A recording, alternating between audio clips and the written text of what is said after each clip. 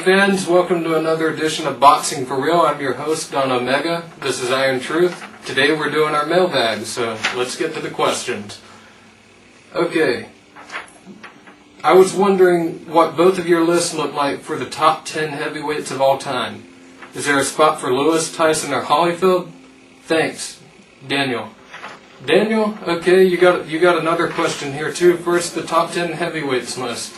Okay, you want to take this up? Yeah, I'll go first. First, I'm going to go on a list of just pure accomplishments of who's accomplished the most in the heavyweight division. First, definitely has to be Muhammad Ali. He fought everybody of his era, beat everybody of his era, beat Joe Frazier twice, Liston twice, Patterson twice, beat George Foreman, Ken Norton twice, goes on and on. So as far as accomplishments, he definitely has to be number one. Number two, I would say actually Lennox Lewis would be number two as far as accomplishments. He beat Holyfield twice, draw the first time, not really. He beat David Tua. Not that Tua's a great fighter or anything, just naming people he beat. He destroyed Andrew Galata. He beat a lot of quality people. Riddick Bowe actually didn't want to fight him, it seems like. So he made him throw his belt in the garbage can. As far as number three on the list, I would have to go with, I guess, Evander Holyfield, actually. As far as accomplishments, he did get one knockout win over Tyson. He did cheat his way to it, but it stands in the record books as that he did come up from cruiserweight to beat people. Riddick Bowe, he beat twice. He beat once Riddick Bowe. Riddick Bowe beat him twice. That's about all I have for accomplishments. Can't really name 10 as far as accomplishments go. George Foreman I would have to throw on that list somewhere because he came back in a second career and managed to win the world. He might be he would probably be number 4. Larry Holmes would probably be number 5, I guess. And Foreman was a legitimate contender again at that age. Tyson would definitely be on the top 10 of accomplishments. He never really beat great fighters. If he would have had a fair deal in the Holyfield fight, he would have knocked him out. I think he was headbutted, low-blowed, elbowed, everything you can think of in the fight. The ref did nothing. Second fight, we all know what happened, of course, not worth going into. The Lewis fight, he was on medication, couldn't be aggressive, couldn't do anything. But after that, he was done. And he had 3 years in prison when the heavyweight division flourished. Yeah, and that's when all these people came around. Holyfield, Bowe, Lewis, all of these guys. Michael Moore, you had your Tommy Morrison in there. You had all these guys showing up around. Yeah, right after Tyson left. And remember, Tyson went to prison at the age of 23. Ike Ibuchi? Not 23. He went at the age of 25, and he was so he missed out some of his best years 25 through 28. He missed out on, so that was his prime years, and who knows what would have happened. Most of these guys probably wouldn't have even been names if he would have been around. And upon his release, he had to do some tune-ups, so that took away some too. Absolutely. And now, as far as who the best heavyweights ever are, as far as who could beat who could beat everyone, number one, without a doubt, is Mike Tyson. He would destroy any heavyweight in the history. You take the Tyson of 1986 through 1989, 85 through 89, he knocks anybody out. He beats anybody, no question about it. There's never been a fighter with that kind of defense, that kind of speed, that kind of power, that kind of aggressiveness, those kind of skills that can match him ever in the history of boxing, in the history of heavyweight boxing. He is the greatest heavyweight of all time. Him against Ali, he knocks Ali out. I have to agree with that. Yeah, absolutely. And a lot of people, you mentioned his defense, which a lot of people don't give him enough credit for. None at all. They just say he's a brawler, which I don't know where they get that. This guy, anything but a brawler. The peekaboo style, usually most people with that peekaboo style are they are not that aggressive with it. Right, and he was extremely aggressive. Used it perfectly. Moved side to side, ducked under. I mean, just absolutely great. Number 2 on the list as far as who could beat who. Next would be Muhammad Ali. I would pick him over any other heavyweight besides Tyson. Next would have to be probably Lennox Lewis again, I guess. Number 3. I would probably pick him over mostly every guy after that. Number 4, I would go with Sonny Liston for number 4 as far as who would beat everyone else. Number 5, I would go with Evander Holyfield. 6 would have to be George Foreman probably. 7, I would go with, I'm not going to say anybody like Jack Dempsey. You really think Foreman wouldn't have beaten Holyfield in this prime?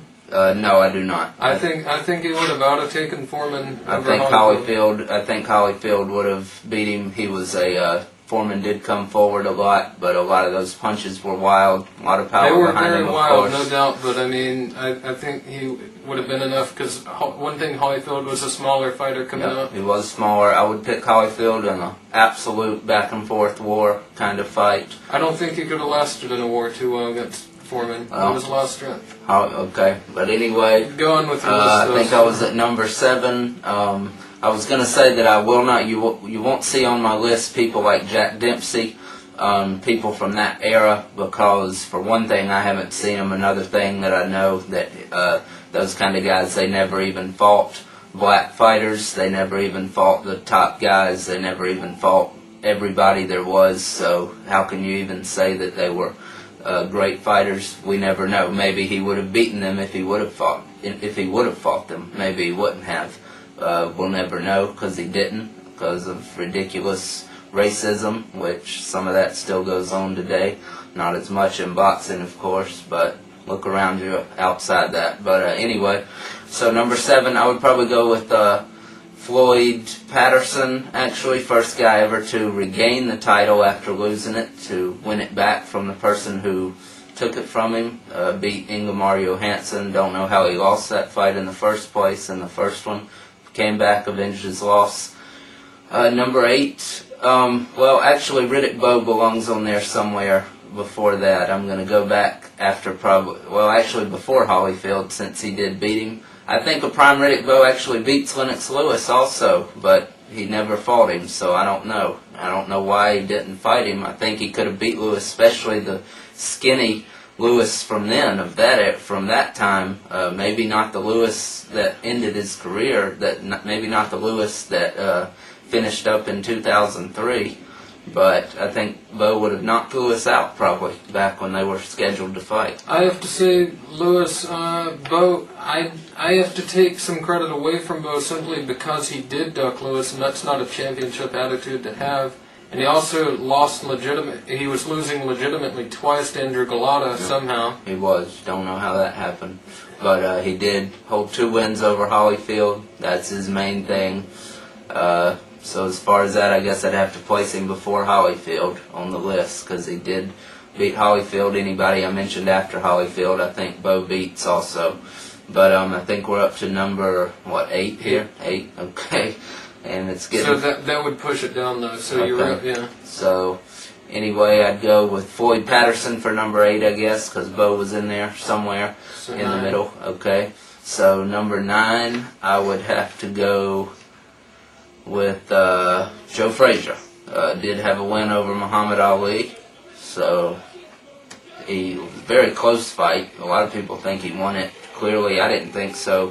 He did win, but he did knock him down once in the 15th round in the fight of the century. Many people call it, of course. After Ali came back, had 2 fights under him after being exiled from boxing for 3 years for ridiculous reasons. You all know what they were.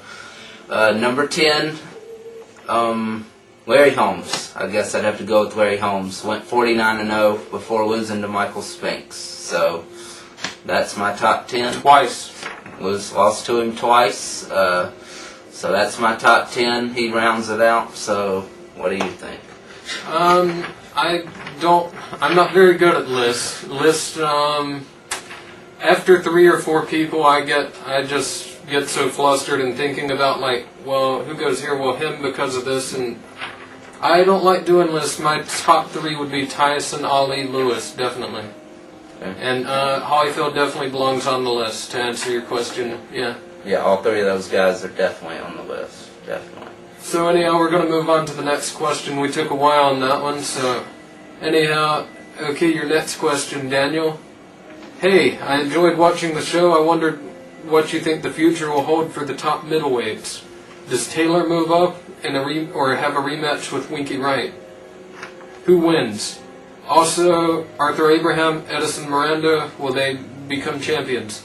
Thanks, and I'm looking forward to the next show. Daniel, thank you for writing in, Daniel, with both of those questions. Okay, well, let's start tackling this one. Okay, well, the question was... Top middleweight. Top middleweight. Future for the top middleweight. Okay, well, first of all, I definitely hope Taylor fights Winky Wright again. As you saw on one of the first episodes we did, Winky Wright, I thought Winky Wright clearly beat Taylor.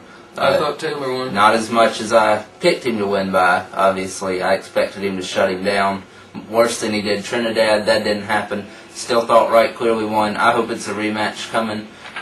Who wins? I'm going to go with Winky Wright, of course, since I picked him the first fight. I think it's still a pick-em fight. I think if Wright... Our basic opinion on that was, like, if Wright boxes him... Yeah. No, yeah. There's no way. Yeah, and so Wright should win. Wright's kind of looking to maybe... If he fights him like he did, he'll once again give Taylor the ability to be in the fight more. Yeah. And the judges are going to always go with Taylor as long as he sees the final bell, it looks like.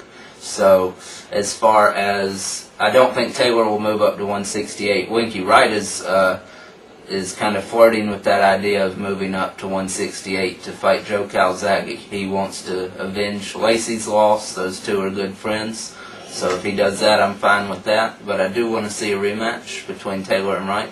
As far as Miranda and Arthur Abraham, Miranda had a very good win over Howard Eastman back in March. I thought it was stopped a little early, but that's... I agreed with the stoppage. But anyway, Miranda is fighting Abraham August 19th, or actually September 2nd, I think it's been moved to, in Germany, in Abraham's hometown. Abraham actually does hold the IBF title because it was stripped from Taylor, so no, he's not a real champion. I don't think Abraham will be champ anytime soon. Right now, I would pick Miranda over the guy who supposedly is the champ, Jermaine Taylor. So I think he will be a future champ for sure, to answer that question. I can't not pick Miranda over Taylor. He is such an aggressive fighter. I don't know if Taylor could handle that aggression. And he's strong, too. He looks very strong in there, very determined to win these fights. And I pick him over Abraham, then yeah, I would probably lean toward him over Jermaine Taylor.